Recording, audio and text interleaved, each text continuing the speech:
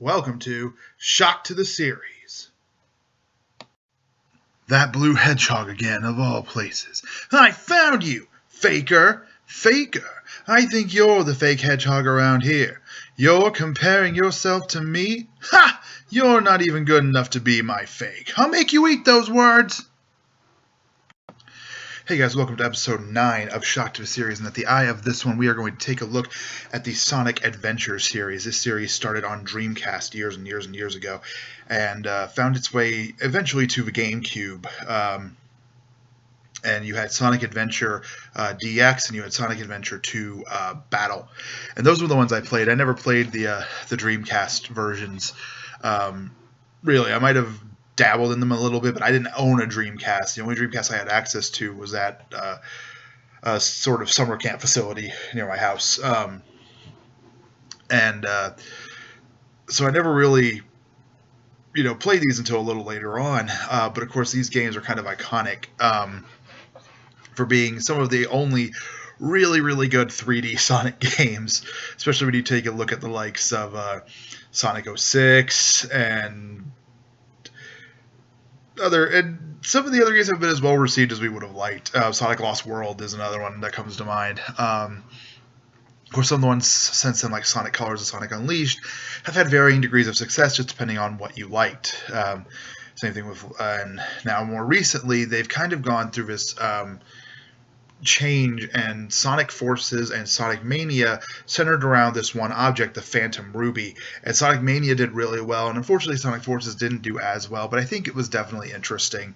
But back to Adventure, so I actually definitely played, and I think initially 2 came out before D. I could be wrong. I could be completely wrong on that. It wouldn't make any sense for this to be the case, but I know I played 2.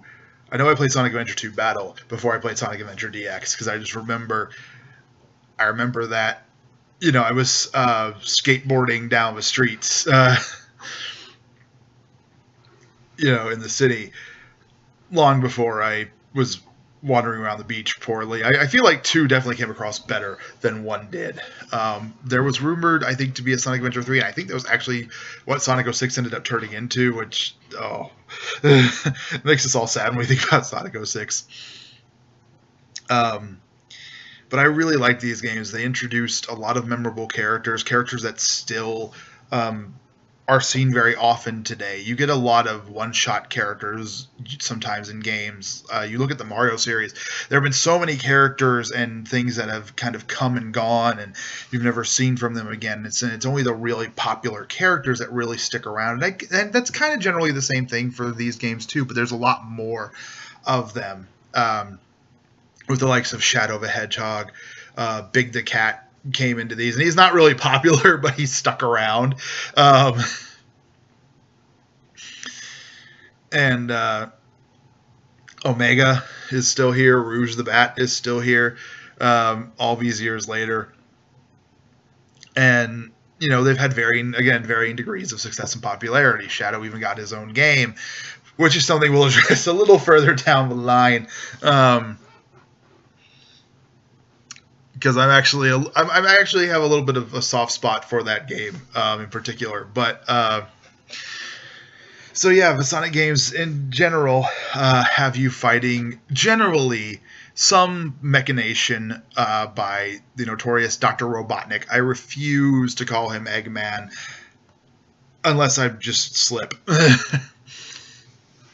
Because I grew up with him as Dr. Robotnik. I know, I believe in Japan he was always Dr. Eggman, and they eventually just brought that over here. But I prefer Dr. Robotnik, and and it's that little third grade insult from Sonic from the TV series, Dr. Robotnik. It's cheesy and it's ridiculous, but it's fun, and I love Robotnik, and it makes sense. I mean, Gerald Robotnik sounds a lot better at that being his father or grandfather, I think, that they mentioned in Adventure 2 Battle, than Gerald Eggman. I like Gerald Robotnik, and I like Robotnik. But basically, in these cases, Robotnik is, of course, trying to get the Chaos Emeralds, and he's found Shadow. Shadow's the ultimate life form. Sonic and Shadow, Sonic basically thinks Shadow's kind of a fake, and he's not real, but they eventually grow to trust each other, and of course, the final battle ends up being Super Sonic, because he can access the Chaos Emeralds, and Super Shadow because he can also access the Chaos Emeralds, fighting this giant lizard called the Final Hazard at the end of Sonic Adventure 2 battle. And it can be a pretty tough, it's a pretty simplistic battle in terms of what you need to do, but it can be a pretty tough battle in terms of actually getting to the monster and doing what you need to do. But the fights against Robotnik's minions are always fun. Of course, using the homing attack and just speeding through the stages is what Sonic's all about, and these games really retain that sense of speed well. The Versus system is always fun. I kind of preferred to generally use Metal Sonic.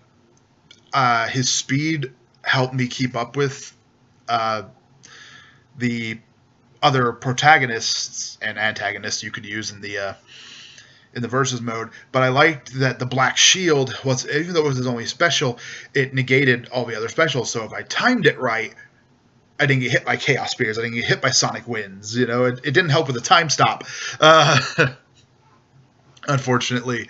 But you know, it was still pretty fun to use, and to make it a little more strategic than just, you know, I'm throwing out Sonic Winds and somebody else is throwing out Chaos Spears or Amy's thing or whatever. And of course, the treasure ones were always fun too. The music in these games was also so great. Crush phenomenal job with these, and these games were just really good. And it's really hard at this point, I think, to go. I think they've kind of evolved past this, not past this, but it's kind of hard because these games are set in kind of a different locale, and a lot of things have happened in this world. And I don't know what more story-wise they could really pull from this to make a Sonic Adventure 3. So this is kind of one of the harder ones, I think, to make a real sequel for. Of course, Sonic Adventure DX didn't necessarily take place in the same place either, so there's lots of ways it could be done, I think. And I think going back and using all the different characters, like Sonic, Shadow, Knuckles, Rouge, Amy, Tails, all these characters, having the Chao Garden again, I think in this day and age especially.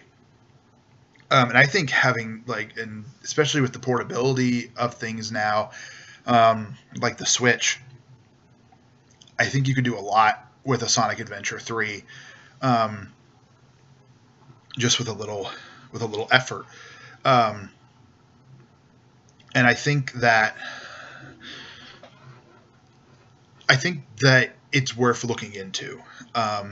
We don't know what's on the horizon for Sonic. Of course, Sonic Mania just got new DLC with Mighty and Ray, and Sonic Forces just came out a little while ago. So there's probably not going to be a new Sonic game for a while. Of course, Sonic is coming in Smash Brothers, but that's not a new game. That's just another way to play as Sonic in something. But I'm curious to see what happens next and where the Blue Hedgehog goes from here. I'm hopeful that some of the good things from Mania and Forces and like Sonic Colors and Sonic Generations, I'm hoping all of this can be melded into a really good Sonic 3D game. Not one where people are like, oh yeah, you know, like Sonic Unleashed, where, oh, the day stages are great where you're Sonic, but the night stages where you're Werehog are terrible, and Sonic Forces where it's like, yeah, it's okay. I liked the story in Forces a lot. I think it's really interesting that Eggman actually won for a bit. But it did kind of stink that Sonic came back so fast. I realized, you know, the irony that I'm saying is bad Sonic was fast, but it really didn't give you much of a sense of there's a lot of urgency here, because like 4 to 6 stages into the game, Sonic's already free and you're able to use him. And I feel like a bigger return towards the end could have really helped. But again, there's a lot of things I like about Forces 2 and a lot of these other games. So, with that all being said, do you guys think there should be a Sonic Adventure 3 in the vein of the past 2 Sonic Adventure games? Post your opinion in the top right. And as for next week, when this video goes up, when the next video is posted, we are going to be 3 days away from probably the biggest launch of the year. That is Super Smash Bros. Ultimate for the Nintendo Switch. And with that in mind, we are going to take a look at a game series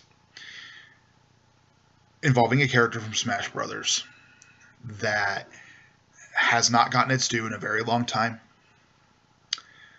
That really, I think, can come back to the forefront of releases for the Nintendo Switch, and I think can stand alongside the likes of Mario Kart. And next week, it's going to show us its moves. That's it for this one, guys. That is lights out on Shock to a Series Sonic Adventure.